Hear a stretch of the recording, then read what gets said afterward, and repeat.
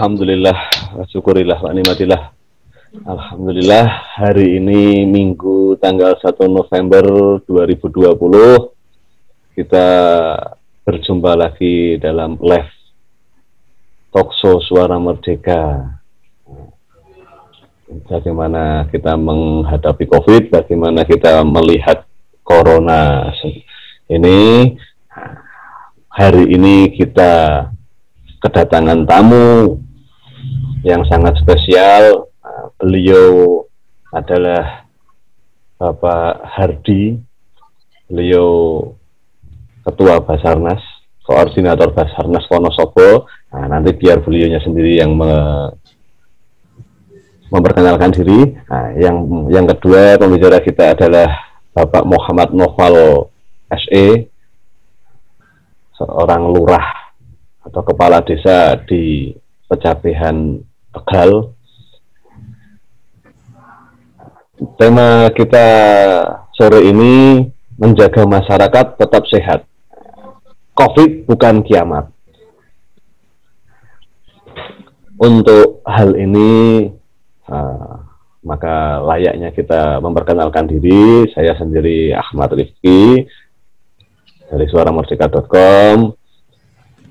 Kesempatan kedua, monggo memperkenalkan diri Bapak Sar. Bapak Daun, waktu dan tempat kami persilahkan.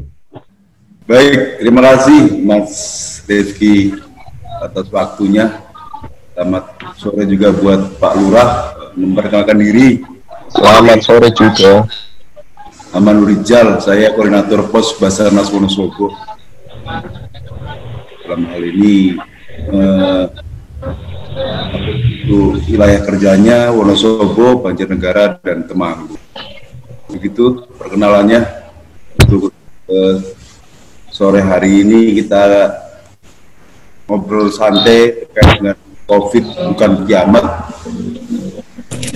Saya ikut aja nanti terkait diskusinya, ngobrolnya bisa bareng-bareng. Begitu Mas Rifki perkenalannya. Oke. Monggo Bapak Kades memperkenalkan diri. Ya, terima kasih atas waktunya. Assalamualaikum warahmatullahi wabarakatuh. Selamat sore, saya Muhammad Noval, saya asli Desa Pecapehan, saya menjadi Kepala Desa Pecapehan. Alhamdulillah di sore hari ini saya mendapat undangan dari Pak Moderator Ahmad Rifki di acara live talkshow ya, talkshow dengan tema mengenai masalah COVID-19, dan insya Allah saya siap untuk bekerjasama ketika memberikan informasi ataupun pertanyaan dari pihak moderator ataupun dari pihak manapun selama saya bisa. Saja perkenalan diri saya. Terima kasih. Masuk ke berikutnya, ini mau tanya-tanya ini pandangan dari panjenengan ini kan atasan ya, petinggi di bidangnya masing-masing. Kalau menurut saya corona itu kan kalau sering kita mendengar ya istilah ini kan suatu wabah penyakit, dan penyakit ini dikatakan mendunia, bahkan memang terjadi seluruh aspek kehidupan itu terimbas. Kalau saya dari pemerintah terkecil lah, saya kan kepala desa, jadi saya dari pemerintah terkecil bahwa imbasnya itu ya, sangat-sangat luar biasa, berefek sosial. Selain untuk ekonomi, sosial juga yang paling inti di sini, karena memang di sini harus mengatur ada semacam jarak ketika kita untuk berkomunikasi. Ketika mungkin dulu waktu belum ada corona, kita bisa bebas, kita bisa bercengkrama dengan tetangga, dengan warga yang lainnya, kita bebas. Tapi untuk adanya corona seperti ini, kita ternyata harus dibatasi, harus bisa menjaga jarak. Sedangkan kalau corona itu sendiri, menurut saya itu kan saya belum pernah melihat corona itu seperti apa. Tapi kalau ada orang yang sudah terkena ataupun ataupun baru dikatakan positif ya menurut dari kesehatan itu kan sangat dihindari. Nah, di sini aspek sosialnya itu luar biasa. Orang yang terkena corona itu semacam kayak istilahnya dihindari. Berarti sangat-sangat hubungan sosialnya itu berkurang. Padahal orang itu belum tentu dikatakan positif, tapi kalau sudah mendengar terserang corona, pasti warga dengan sendirinya itu menjauhkan mereka, semacam kayak dikucilkan. Untuk itu nanti di sini bisa dibahas bareng-bareng lebih amannya bahwa corona itu kalau meskipun orang terkena corona itu tidak harus perlu dihindari, tapi memang kalau kita bisa menerapkan protokol kesehatan secara sempurna, insya Allah meskipun kita bisa berkomunikasi dengan orang yang tercorona pun istilahnya kita tidak bisa tertular. Jadi menurut saya corona itu memang penyakit yang belum bisa dilihat, tapi memang sudah bisa dirasakan dampaknya.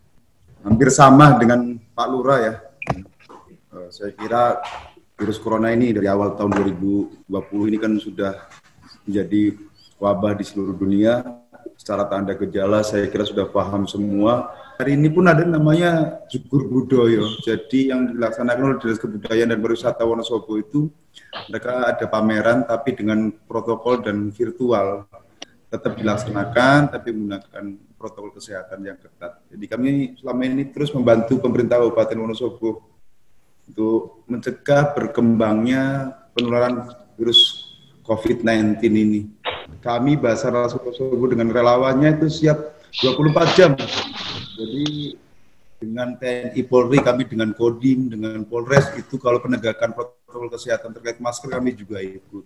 Terus dengan Kementerian Agama kami juga ikut dalam proses kami 2 bulan full. Jadi penerimaan santri di wilayah pondok pesantren di wilayah Kalibeber itu sekitar 10.000 santri. Jadi 2 bulan itu setiap Sabtu Minggu kami menerima santri. Jadi pondok-pondok pesantren itu tidak, misalnya santri yang mau kembali ke pondok, mereka tidak langsung diterima di pondok, tapi kami siapkan lapangan di Kecamatan Kalibeber, Mojo Tengah itu. Mereka nanti ada pengetesan cek kesehatan, ada penyemprotan untuk barang bawaan, ada sampai misalnya kendaraan mereka harus ke pondok pesantren. Jadi selama 2 bulan kami juga bekerjasama dengan kementerian dari Departemen Agama ya, untuk penerimaan kepulangan santri ke pondok pesantren. Terus untuk sampai kami pendampingan ke desa-desa, pemahaman edukasi terhadap beberapa desa. Kalau kemarin itu sampai kita bagaimana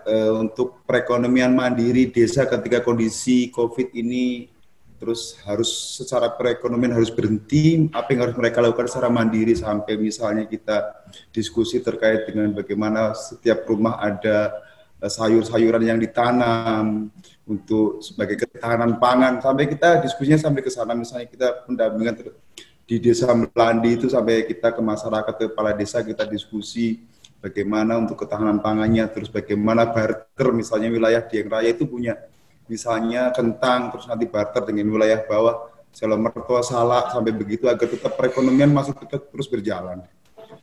Terus dengan dinas pasar pun kami terus ada namanya, kalau kami itu masukannya kita itu kita sebar ke pasar-pasar untuk tetap pengecekan secara ketat, sampai kita membantu nggarisi itu agar ada jaga jarak antar pedagang, itu kita juga ikut garisi, memahamkan masyarakat yang juga pakai masker harus beli masker, kalau tidak masih ngeyel ya disuruh up, just begitu untuk sampai ke dinas pasar.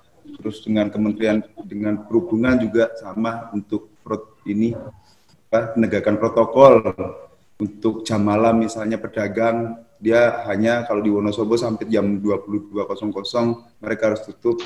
Kami muter seluruh wilayah Wonosobo.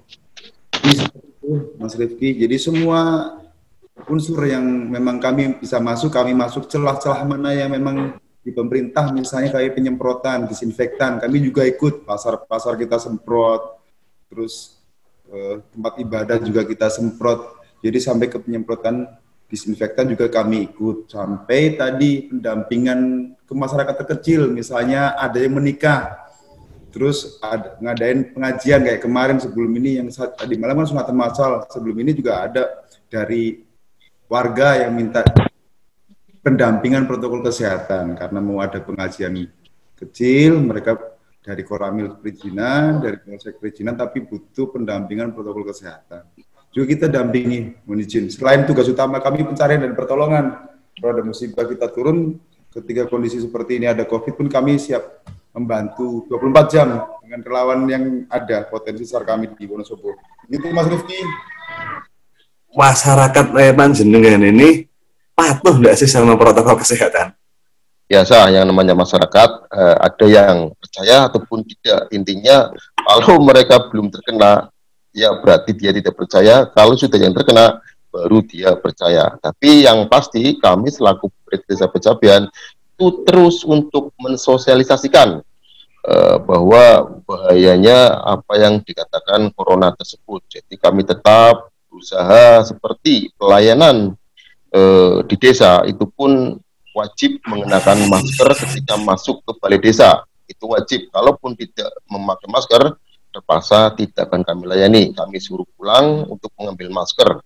Dan juga di situ disediakan hand sanitizer dan yang lainnya. Berarti ada efek jerah seperti itu. Kami selalu mensosialisasikan, memasang banner-banner yang ada di desa. Kemudian ketika pun ada pertemuan apa sedikit, pihak dari kami serukan kepada pengurus RT, RW dan yang lainnya agar selalu bisa mematuhi apa yang namanya protokoler kesehatan dari COVID-19 ini. Nah ini, para COVID-an ini kan kegiatannya panjenengan kan sangat banyak ya tadi ya, pendampingan dengan segala lini yang sedemikian panjang, melelahkan, itu kan tetap membutuhkan anggaran ini. Anggaran. Nah, saat ini anggaran ini bagaimana? Kepontal-pontal atau emang dapat bantuan anggaran lagi yang dari pemerintah atau bagaimana atau join adventure sama instansi terkait? Monggo Mas Ars. Baik, terima kasih, pertanyaannya sangat susah dijawabnya ini. Tapi begini, mohon izin. Kalau kami Basarnas memang dari pusat, dari kantor Sal Semarang maupun dari Jakarta menyampaikan bahwa kami memang selain tugas utama juga ditugaskan untuk membantu gugus tugas di masing-masing wilayah. Jadi kami di Pos Basarnas Wonosobo pun membantu untuk di gugus tugas kabupaten yang saat ini sedang berjuang untuk agar COVID ini bisa selesai. Jadi selama proses kami membantu, kami supporting kepada gugus tugas kabupaten, tidak ada kita istilahnya anggaran itu dari internal kami sendiri, Jadi memang tidak ada. Kami hanya kemarin kami sampai difasilitasi oleh gugus tugas Kabupaten Wonosobo, ada 2 kendaraan yang diperbantukan untuk kami dan relawan kami untuk bergerak. COVID ini kan masuk dalam kategori bencana non-alam. Tim SAR sendiri ini sebelum adanya kebencanaan corona ini, bencana nasional, bencana internasional, corona sendiri itu emang sudah terlatihkah dalam menangani wabah-wabah penyakit, atau setelah corona ini baru belajar menghadapi bencana ini? Jadi kalau dengan maksudnya bencana alam ini kan kalau kami memang secara internal kami Basarnas selama ini ada namanya kita kayak rescuer, Basar itu dia berlatih terus operasi SAR, penanganan terhadap kecelakaan penerbangan, kecelakaan pelayaran, bencana. Terus secara prosedur safety prosedur pun kami ketika menghadapi kondisi membahayakan, kami menggunakan masker, kami harus menggunakan kacamata, dengan menggunakan helm, dengan menggunakan sarung tangan. Jadi apa yang kami lakukan ini, maksudnya dengan kondisi saat ini, kami sudah tidak gagap lagi karena selama ini proses yang kami lakukan pada saat untuk menghadapi kondisi membahayakan, baik untuk pribadi maupun tim, sudah sering kami latihkan. Jadi pada saat terjadi kondisi bencana non alam ini, pada saat kami harus misalnya menggunakan hazmat harus menggunakan masker, harus menggunakan sarung tangan, bukan hal yang baru maksudnya. Jadi kami lebih bisa menyesuaikan untuk bisa lebih cepat membantu gugus tugas kabupaten, membantu memberikan pemahaman terhadap masyarakat terkait pentingnya, misalnya sekarang yang kita galakan adalah 3M.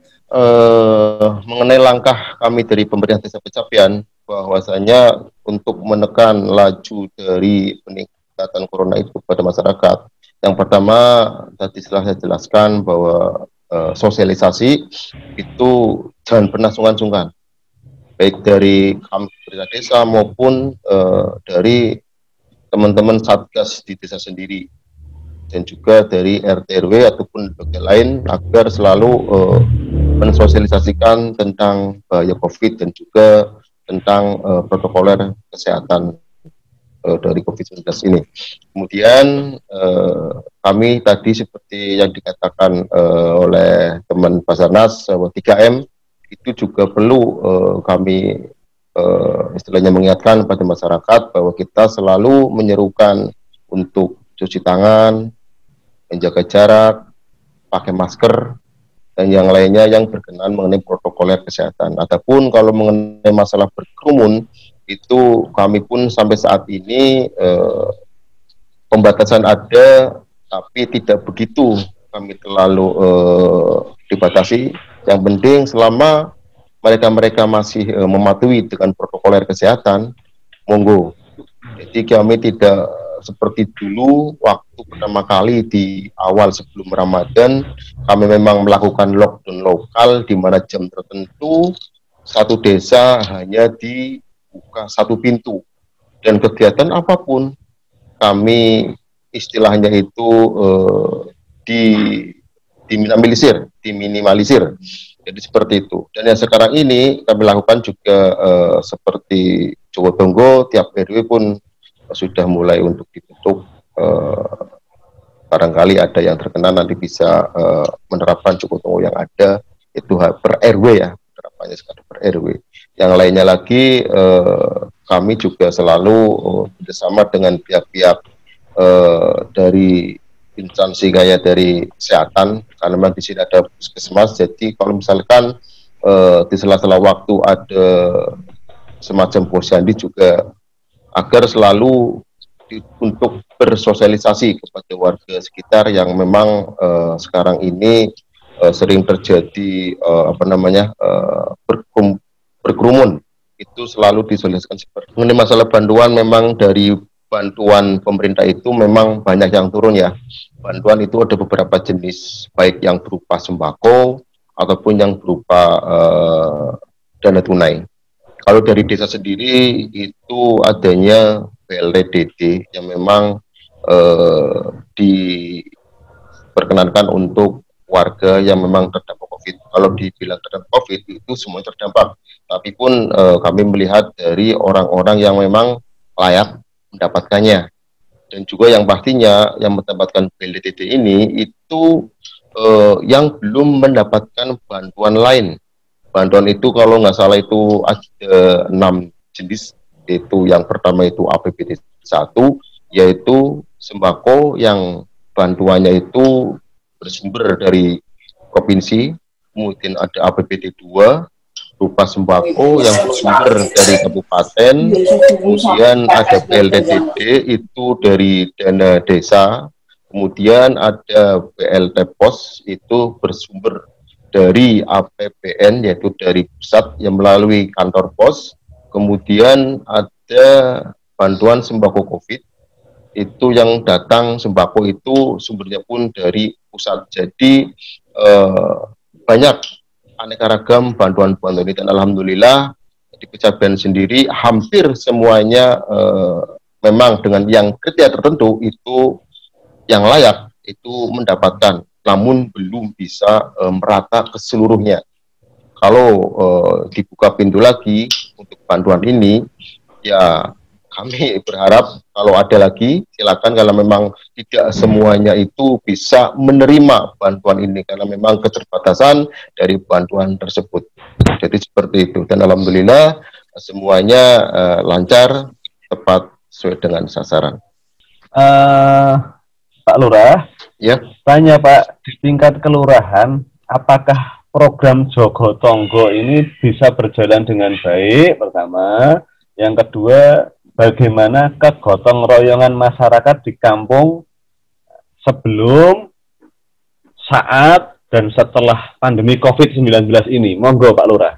Ya, kalau masing-masing desa itu memang program Jogo Tonggo itu ketika waktu dulu Pak Gubernur untuk menyuruh diadakannya program Jogo Tonggo di tingkat RW, kami pun sudah pernah kami visualisasikan, dan ini memang berlaku memang kemarin ya, waktu ada yang dikatakan warga kami positif, kami menerapkan itu, jadi tetangga nanti bisa yang membantu ketika warga tersebut sedang mengalami isolasi. Sejauh ini memang di kami juga selalu menyerukan agar program Jogo Tonggo yang melibatkan RT, RW di wilayah RW setempat dan juga unsur-unsur masyarakat yang lain, kami juga selalu menyerukan selalu adanya saling menjaga tetangga kita semua, demi tidak hanya untuk demi keamanan mengenai masalah corona, dan juga ini juga menyangkut keamanan mengenai masa ke lingkungan, keamanan lingkungan di masyarakat dari istilahnya ronda semacam seperti itu. Jadi tidak ada fungsi untuk corona, tapi juga untuk lingkungan masyarakat mengenai keamanan dari hal-hal kriminalitas. Jadi seperti itu Pak Rifki. Oke, terima kasih semuanya. Mari kita akhiri dengan ucapan alhamdulillah, Alhamdulillahirabbil alamin. Assalamualaikum warahmatullahi taala wabarakatuh. Waalaikumsalam warahmatullahi wabarakatuh. Acara ini bermanfaat. Terima kasih. Waalaikumsalam warahmatullahi wabarakatuh. Sehat-sehat, sehat lalu, sehat terus. Siap. Ramadan.